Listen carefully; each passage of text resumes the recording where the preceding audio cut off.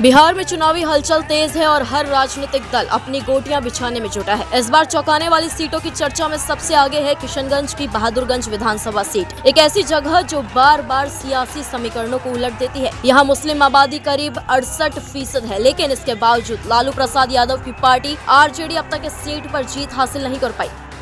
2020 के विधानसभा चुनाव में यहां से एआईएमआईएम ने जीत दर्ज की थी। ओवैसी की पार्टी के उम्मीदवार मोहम्मद अंजार नईमी ने शानदार प्रदर्शन करते हुए ये सीट 45,000 से ज्यादा वोटों के अंतर से जीती थी, मगर राजनीतिक समीकरण जल्द ही बदल गए। नईमी बाद में अपने 3 साथियों के साथ आरजेडी में शामिल हो गए और अब वही विधायक महागठबंधन के पाले में है।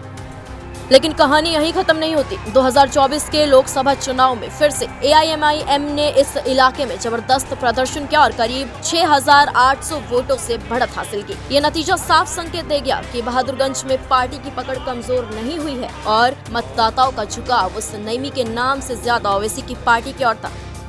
अब जब बिहार में विधानसभा चुनाव की आहट सुनाई दे रही है तो बहादुरगंज फिर से सियासी चर्चा के केंद्र में है। ये सीट 1951 में अस्तित्व में आई थी और अब तक 17 बार यहाँ चुनाव हो चुके हैं। कांग्रेस का वर्चस्व लंबे समय तक कायम रहा। उसने 10 बार जीत हासिल की। बस 3 बार गैर मुस्लिम उम्मीदवार यहाँ से विजयी हुए। बाकी बार ये सीट मुस्लिम नेताओं के नाम रही। प्रजा socialist party, Janata Dal, BJP, निर्दलीय और एआईएमआईएम ने एक बार ये सीट जीती है। यहाँ के 2 सबसे सफल चेहरे रहे हैं नजमुद्दीन और मोहम्मद तौसीफ आलम। नजमुद्दीन ने कांग्रेस के टिकट पर 4 बार जीत दर्ज की, जबकि तौसीफ आलम ने अपनी सियासी यात्रा निर्दलीय उम्मीदवार के तौर पर शुरू की और फिर कांग्रेस में शामिल होकर लगातार 3 बार विधायक बने। हालांकि 2020 के चुनाव में आलम तीसरे स्थान पर खिसक गए।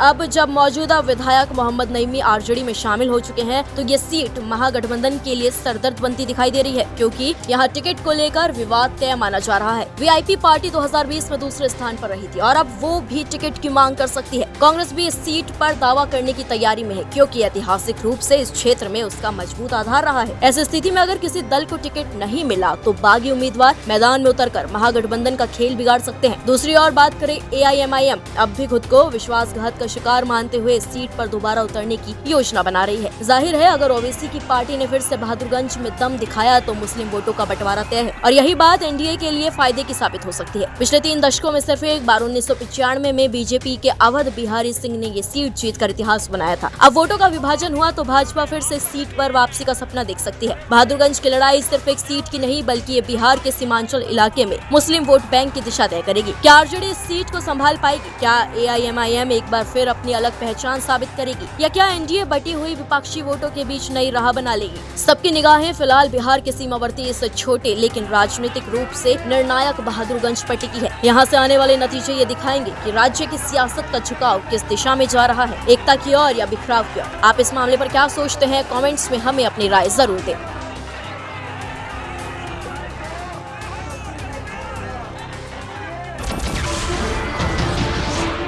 नमस्कार, मैं हूं मानक गुप्ता। अगर आपको हमारा ये वीडियो पसंद आया हो तो इसे लाइक और शेयर जरूर करें और हाँ, हमें सब्सक्राइब और फॉलो करना ना भूलें ताकि आप देश और दुनिया की कोई खबर मिस ना करें। तो जुड़े रहिए हमारे साथ और देखते रहिए News 24।